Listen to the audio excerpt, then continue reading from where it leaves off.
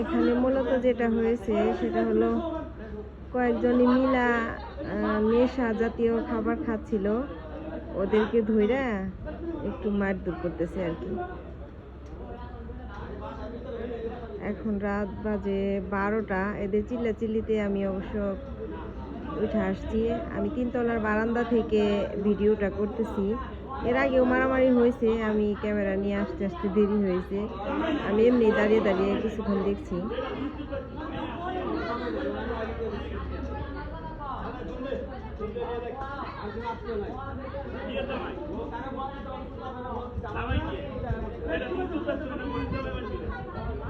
তো পরে ভালো করে জানতে পারলাম এটা কোনো নারী কেলেঙ্কারি জনিত ঘটনা হবে।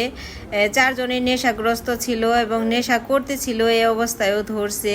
এখানকার যে মানুষজন আছে তারা একটু মারধর করছিল, তারপরেও এরা পালিয়ে যাওয়ার জন্য দৌড় দিছিল।